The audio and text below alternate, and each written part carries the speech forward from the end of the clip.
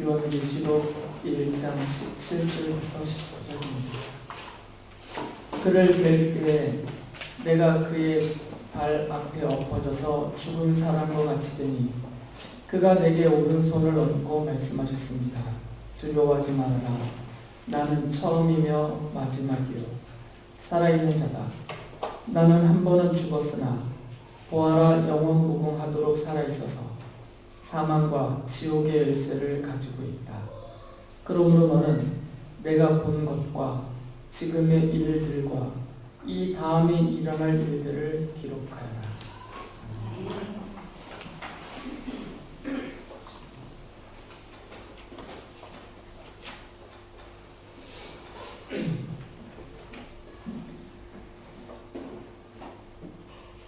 사도 요한이 자신에게 말씀하시는 성자 하나님이신 예수 그리스도를 뵐 때 그가 환상 중에 자기의 등 뒤에서 나는 그 큰 소리를 확인하기 위해서, 그 음성을 확인하기 위해서 고개를 돌렸을 때 지난주에 말씀을 드렸듯이 다니엘서에서 예언하고 있었던 인자와 같음이라고 묘사된 바로 그 모습 그대로 서 계시는 예수 그리스도를 직접 배웠어요.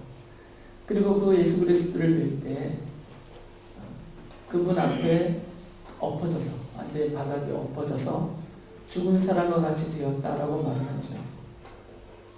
요한계시록 1장 17절에 그 사실을 기록해 놓았습니다. 그를 뵐 때 내가 그의 발 앞에 엎어져서 죽은 사람과 같이 되니 그가 내게 오른손을 얹고 말씀하셨습니다. 이 사실을 요한이 기록한 이유는 지금 자신에게 말씀하고 계시는 분이 바로 성자 하나님 예수 그리스도시고 나는 그분으로부터 직접 그 말씀을 받고 있다, 이 사실을 분명하게 드러내기 위해서요. 요한의 이 모습, 주님 앞에서 요한이 보였던 이 모습, 그 말 앞에 엎드려서 죽은 사람처럼 되었다라는 이 모습은 유례없는 그런 설명이 아니고요. 이미 구약 성경에 하나님을 직접 뵙고 하나님의 말씀을 직접 받았던 예언자들이 하나님을 뵐 때, 하나님의 말씀을 들을 때 그들에게서 나타났던 모습들이었어요.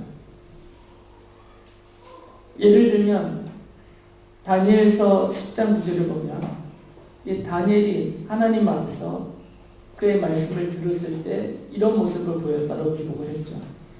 나는 그가 말하는 소리를 들었는데 그의 말소리를 들었을 때 나는 정신을 잃고 땅에 쓰러졌다. 이건 다니엘 예언자만이 아니고요.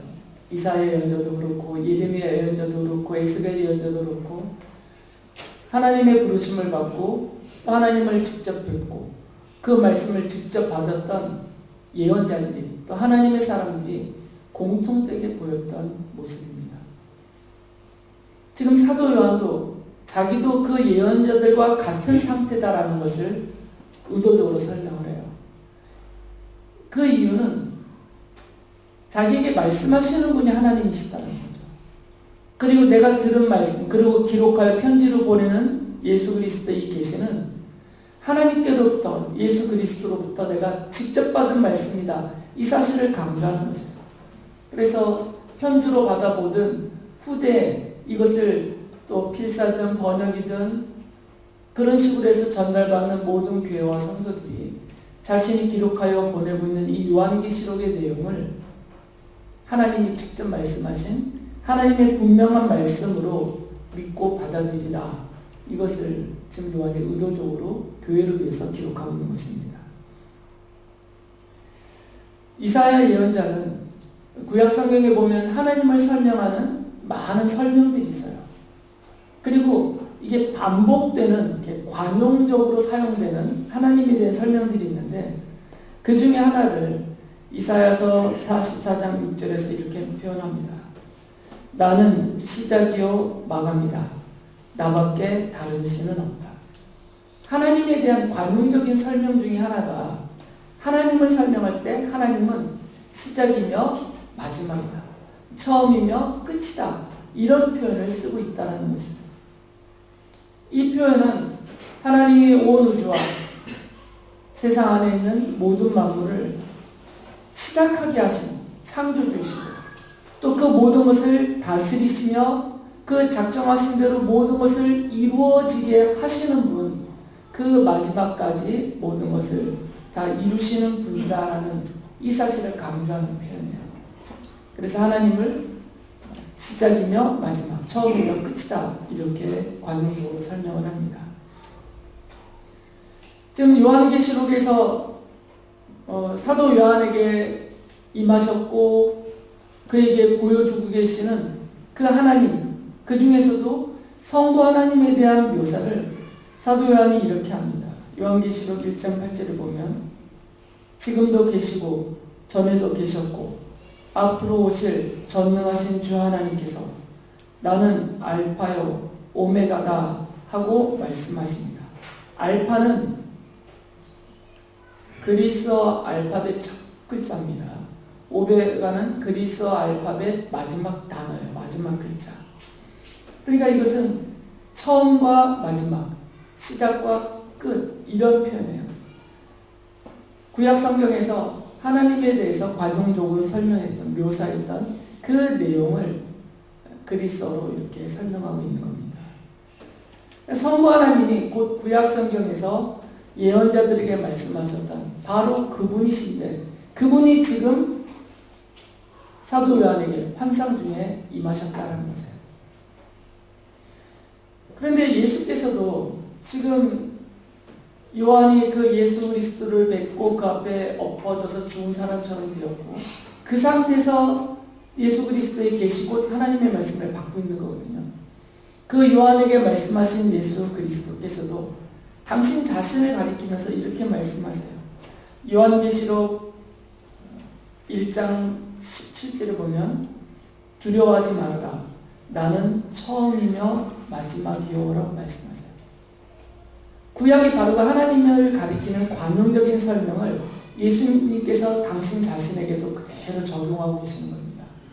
이 사실을 더 분명하게 강조하시기 위해서 예수 그리스도는 당신께서 성자 하나님이시라는 사실을 분명하게 하시기 위해서 이 사실을 계속 반복하세요. 이 표현을. 요한계시록 22장 13절에서도 같은 말씀을 하십니다.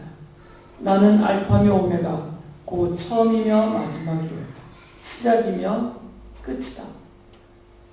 예수께서 하나님을 설명하는 관용적인 표현을 당신에게 그대로 반복적으로 적용하시는 이유는 지금 요한에게 말씀하고 계시는 이 예수 그리스도가 인자와 같은 이분이 곧 하나님이시다라는 사실을 분명히 하기 위해서요.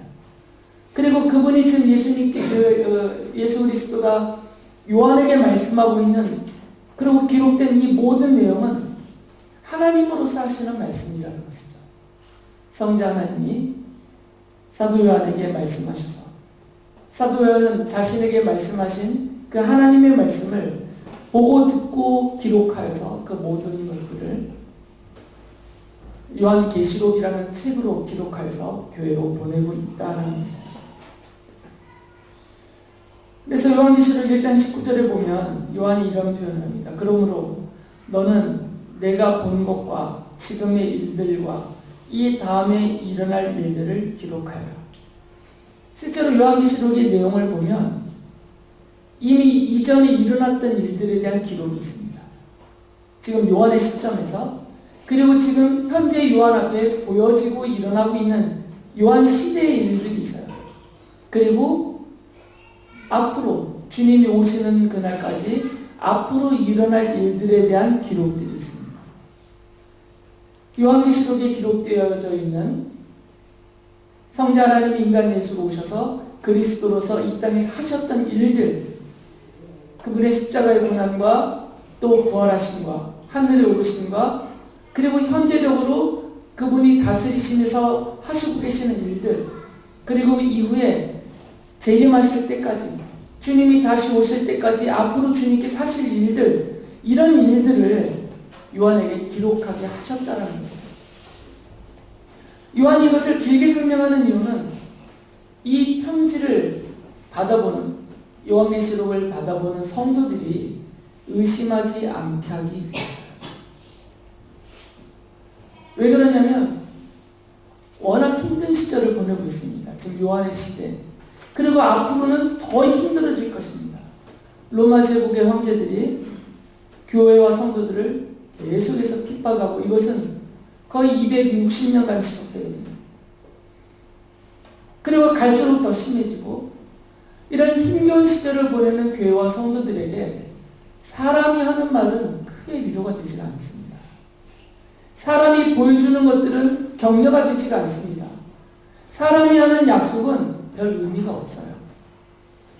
그렇기 때문에 지금 요한이 써서 보내는 편지가 요한이 써서 보내고 있는 요한계시록이라는 이 편지가 요한 개인이 아무리 그가 사도라고 해도 요한 개인이 자기의 생각과 자기의 말과 자기가 하는 약속을 써서 보내고 있다 그러면 이것을 받아보는 성도들에게는 별 도움이 되지가 않습니다.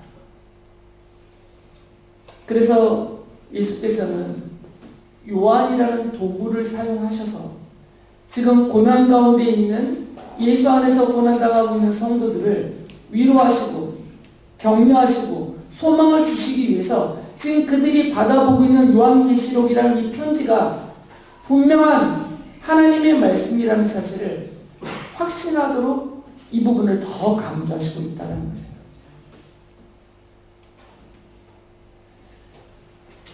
그래서 요한계시록의 그 내용들을 보면 로마 제국이 대표하고 있는 세상의 나라 그리고 사탄의 세력이 교회와 성도들을 핍박하고 괴롭게 하지만 사도 요한 시대 때도 그랬고 그 이후의 모든 교회 시대가 그리고 현재도 그러한 일들이 계속 일어나고 있지만 그 모든 것은 지금 말씀하셨듯이 만물의 창조주이시고 또 통치자이시고 심판자이신 성자 하나님의 작정 안에 있는 것들이다라는 거죠.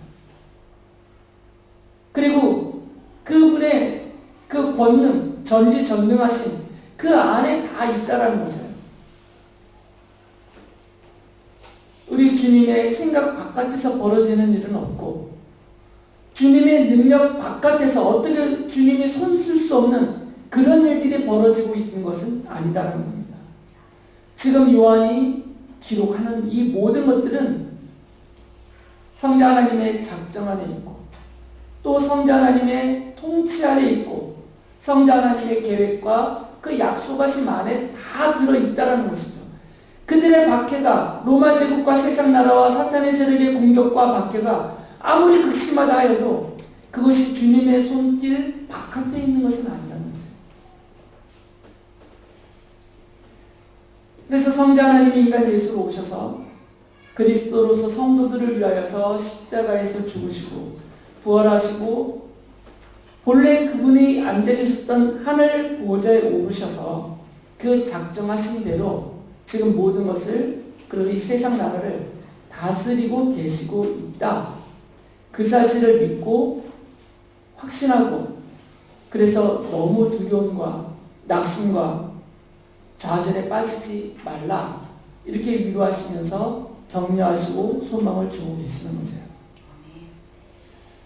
성도들은 이 사실을 알고 믿고 확신해야 됩니다.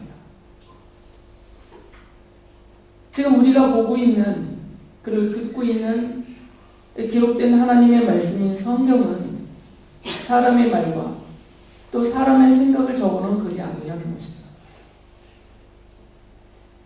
온 세상의 창조주이시며 통치자이시고 또 심판자이신 바로 우리 하나님의 말씀이에요. 그리고 이 말씀 안에 우리를 향한 위로와 격려와 또 소망을 주시는 그 약속의 말씀들이 담아져 있습니다. 이렇게 하나님의 말씀을 받아들이지 않으면 성도들이 이 세상을 살아가는 동안에 고난을 당하면 자기의 능력으로 견뎌낼 수 없는 힘겨운 일들을 겪게 되면 넘어지고 좌절하게 됩니다. 심지어 신앙까지 포기하게 됩니다. 왜 그렇게 그런 일들을 가운데 처하게 되냐면 성경을 하나님의 말씀으로 안 믿기 때문에요. 성경에 기록된 내용들이 하나님의 말씀이라는 것을 잘 믿지 않기 때문입니다.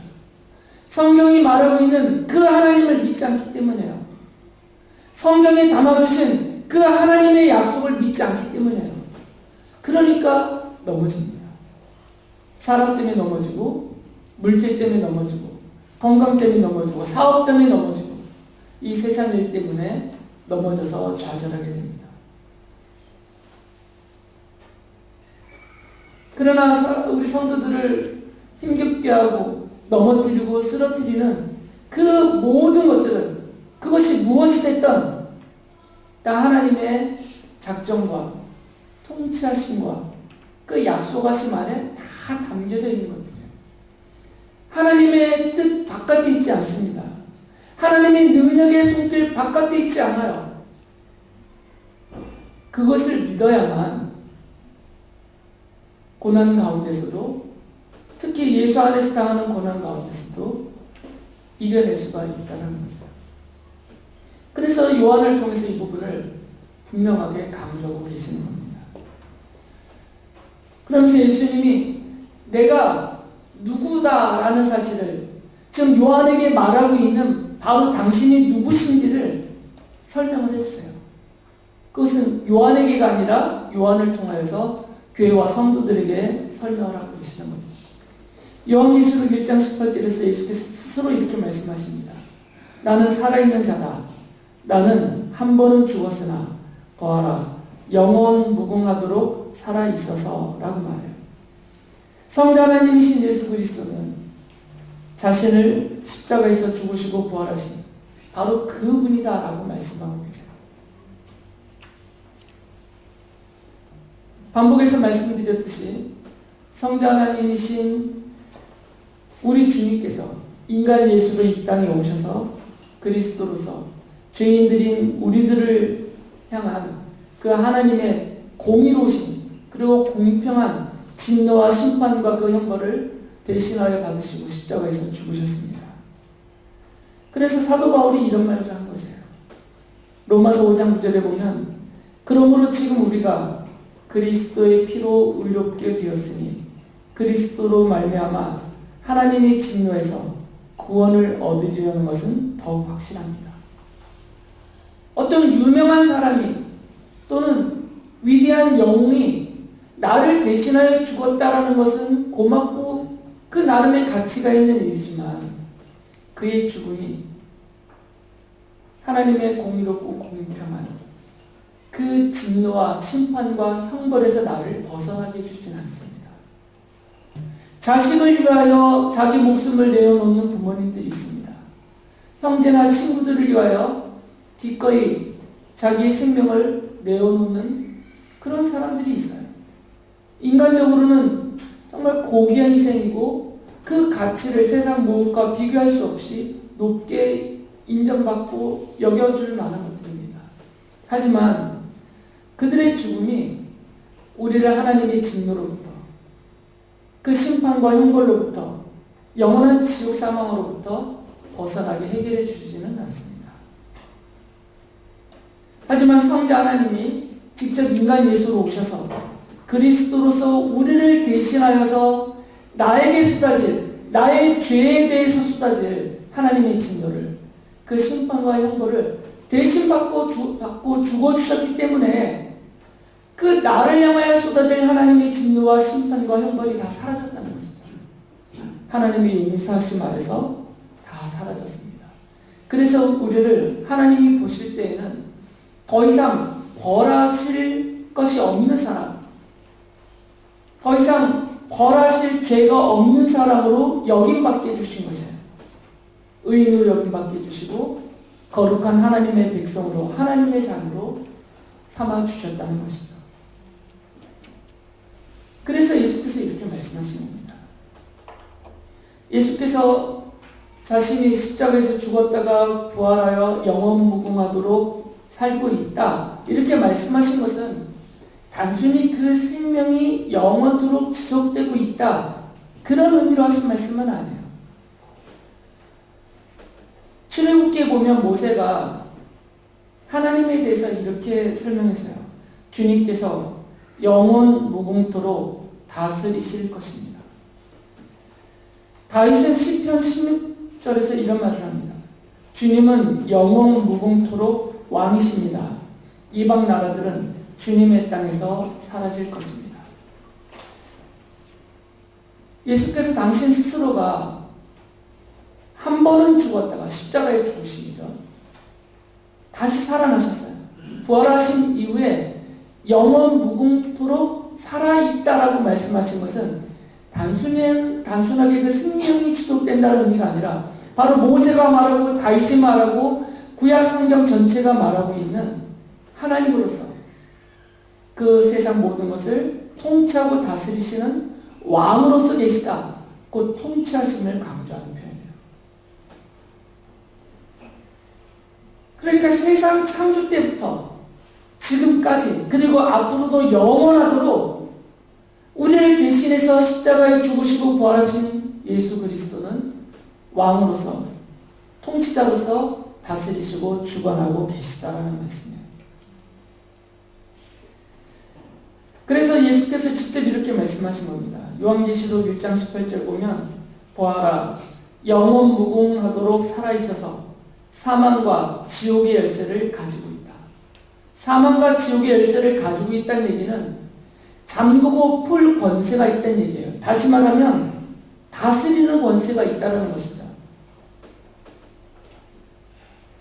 성자 하나님으로서 하나님이 세상 창조 전에 선택하시고 부르시고 구원하신 하나님의 자녀들에게는 영원한 생명을 주시는 그런 권세가 있고 십자가의 복음으로 베풀어 주신 그 하나님의 사랑과 은혜를 믿지 않고 거역하고 배척하는 죄인들에 대해서는 하나님의 공의롭고 공평한 그 심판하심으로 그들을 벌하시고 영원한 지옥 형벌에 빠지게 하시는 그 열쇠, 그 권세가 있다라는 것이에요.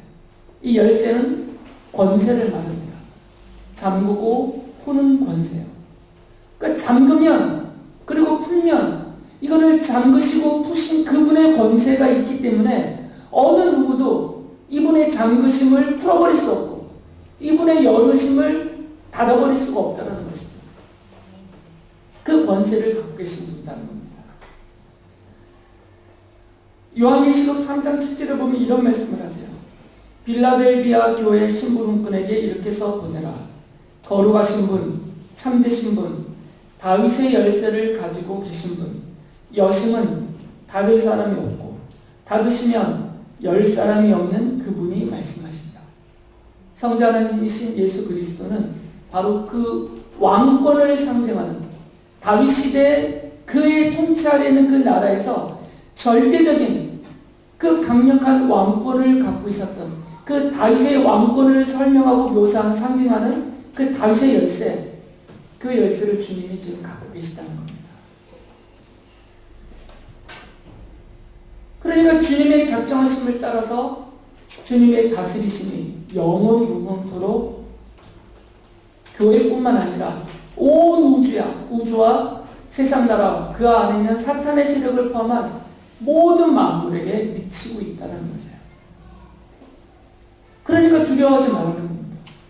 비록 로마 제국의 핍박이 거세다더라도 그들 때문에 두려워하여 낙심하지 말라는 겁니다. 사탄의 세력과 이 세상 나라의 유혹과 미혹과 공격이 아무리 드세다 하더라도 그들을 두려워하지 말고 좌절하여 낙심하지 말라는 겁니다. 왜 그러냐면 그들도 주님의 다스리심 안에 있다는 거죠. 주님의 허락하심이 없으면 그런 일들이 교회와 성도들을 향해서 다가올 수 없고 일어날 수 없다는 것입니다. 사도 요한이 요한계시록 16장 7절에서 이렇게 말하는 천사의 음성을 들었다라고 기록해요. 또 내가 들으니 제단에서 그렇습니다. 주 하나님 전능하신 분 주님의 심판은 참되고 의롭습니다 하는 소리가 울려나왔습니다. 왕으로 주님이 다스리시는데 그 다스리심은 사사롭지가 않다는 겁니다. 치우침이 없다는 것이에요. 불의하지 않다는 겁니다. 참되고 의롭습니다. 공의와 공평으로 다스리시는 분이시기 때문에. 그리고 요한계시록 14장 7절을 보면 요한이 또 이런 천사의 소리를 들었다라고 말을 해요. 너희는 하나님을 두려워하고 그분께 영광을 돌려라. 하나님께서 심판하실 때가 이르렀다. 하늘과 땅과 바다와 물의 근원을 만드신 분께 경배하여라. 하늘과 땅과 바다와 물의 모든 것, 이 온 우주와 이 우주 안에 존재하는 모든 만물에 대해서 우리 하나님이 심판하신다는 것이고요. 그때가 이르렀다, 가까웠다라고 말씀하고 계세요. 그러니까 주님은 아무 계획 없이 이 세상을 만드신 분이 아니십니다. 아무 생각 없이 이 세상이 그냥 흘러가는 대로, 되어지는 대로 내버려 두시고 보고 계시는 분이 아니시라는 겁니다. 그 전지전능하심으로 세상 모든 것을 작정하셨고, 작정하신 그대로 창조하셨고, 정하신 뜻대로 지금도 다스리고 이끌어가고 계시고, 그 전지전능하심으로 작정하신 모든 것이 맞춰지게 하실 것이에요. 지금 그분이 말씀하고 계시는 겁니다. 그분이 교회와 성도들에게 약속하고 계시는 거죠. 요한계시록 19장 2절에 보면 교회와 성도들을 핍박하는 요한시대 때는 로마 제국이고, 그리고 앞으로 로마 제국이 대표하고 있는 이 모든 세상 나라를 상징하는 큰 창녀를 말씀하세요. 그 큰 창녀를 심판하셨다라고 말해요.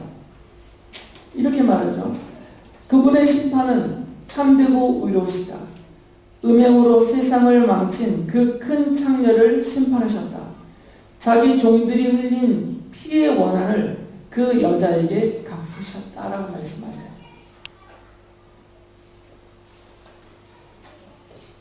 지금 요한에게는 과거 완료 형태로 말씀합니다. 아직 이루어지진 않았어요. 그런데 이게 주님이 작정하신, 정하신 때가 되면 이루어질 일이다라는 거죠. 그래서 제가 미래적 현실이라는 표현을 꼭 쓰잖아요. 지금은 현실이 아니지만 정하신 그 미래, 그 정하신 때에 도달해 보면 그것이 현실이 된다라는 거죠. 그래서 이것을 약속으로 받는 시점에서는 미래적 현실이라는 겁니다. 가봐도 될지 안 될지 부정확한 게 아니라 그 때가 되면 반드시 이루어질 현실이라는 거죠. 그래서 과거 완료형으로 좀 있습니다. 교회와 성도들을 핍박하는, 요한의 시대 때 핍박하는 로마 제국과 이 로마 제국이 대표하고 있는 세상 모든 나라와 사탄의 세력에 대해서는 그것을 큰 창녀라고 부르면서 이미 심판하셨다는 겁니다. 왜 완료 형태를 썼냐면 이미 그 다스리심과 주관하심 안에 있기 때문에 이렇게 표현하신 거죠. 아무리 거세고 감당기 어려운 보인다 하더라도 말씀드린 대로 주님의 작정 바깥에 있지 않습니다. 전지전능하신 주님의 손길 바깥에 있는 것은 없어요. 그 사실을 믿으라는 겁니다. 지금 이미 박해가 시작이 되어서 점진적으로 더 거세지는 그 박해 속에 있는 교회와 성도들에게 위로하시고 그들을 격려하시고 소망을 주시며 힘을 얻어서 이겨내게 하시기 위해서 이 부분을 더 강조하시는 거죠. 이것은 우리에게도 마찬가지입니다. 이런 우주적인 종말론적인 심판뿐만 아니라 세상 모든 사람들은 개인적인 종말을 맞게 될 것이고 개인적인 심판을 받게 됩니다. 바울이 그 사실을 고린도후서 5장 10절에서 말했어요. 우리는 모두 그리스도의 심판대 앞에 나타나야 합니다. 그리하여 각 사람은 선한 일이든지 악한 일이든지 몸으로 행한 모든 일에 따라 마땅한 보응을 받아야 합니다. 마땅한 보응을 받아야 돼요. 자기가 이 땅에서 살면서 행한 말과 행한 그 모든 것들에 대해서.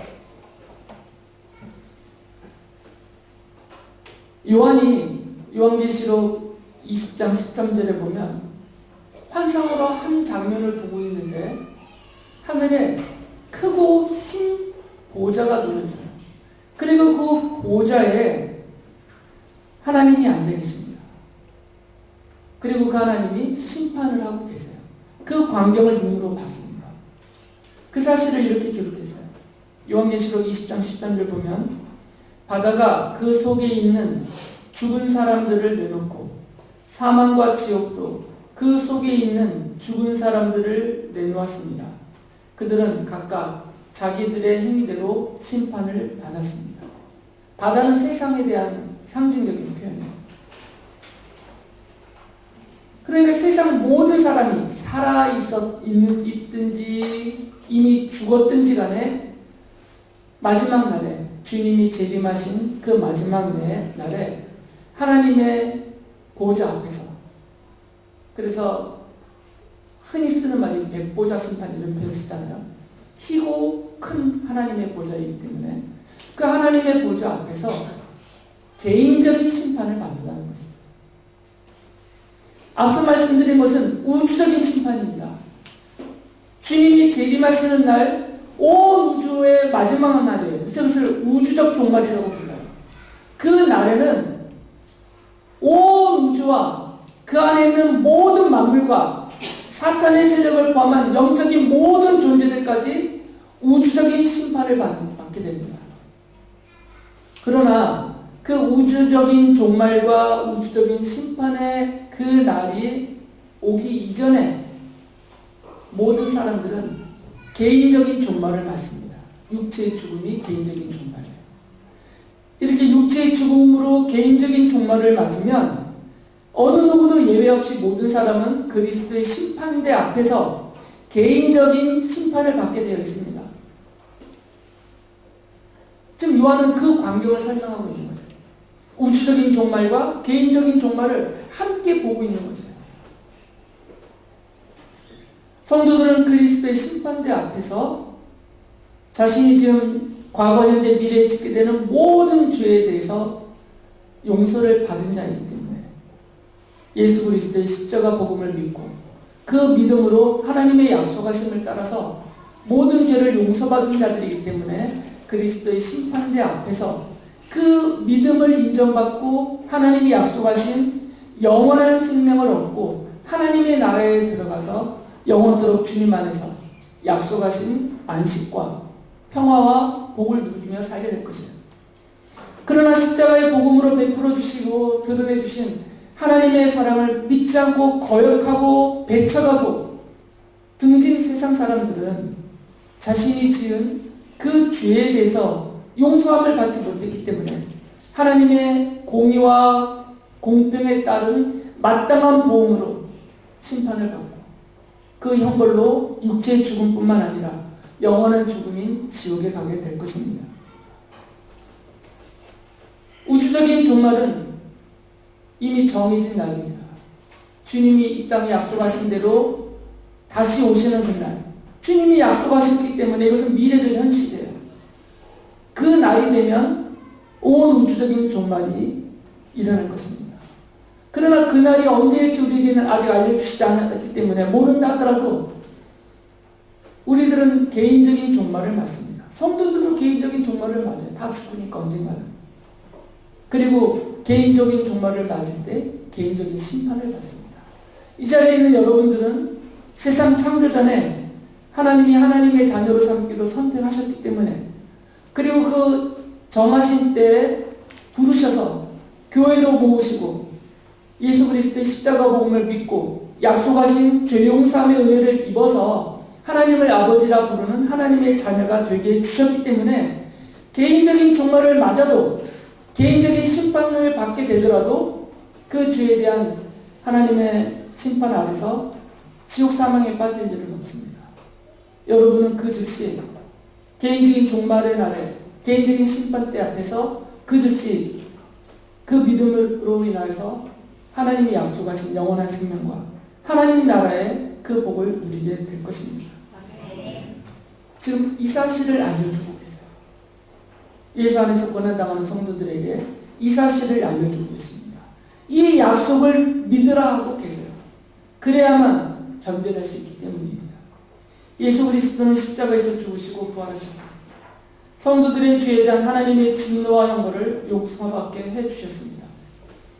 예수 그리스도는 성도들을 죄와 사망에서 구원하셔서 하나님의 자녀로 삼아주시고 성도들에게 하나님의 나라의 영원한 생명을 이미 주셨습니다. 예수 그리스도는 성자 하나님으로서 작정하신 뜻대로 온 세상을 다스리시는 왕이시며 교회와 성도들을 핍박하는 세상과 사탄의 세력을 공의와 공평으로 심판하시는 하나님이십니다. 성도들은 요한계시록을 우리에게 보내주셔서 위로와 격려와 소망을 주시는 그 하나님의 약속을 믿고 신뢰하고 의지하면서 하나님의 말씀을 따라서 예수 안에서 당하는 고난을 이겨내며 살아가시는 하나님의 자녀가 될 수 있기를 바랍니다.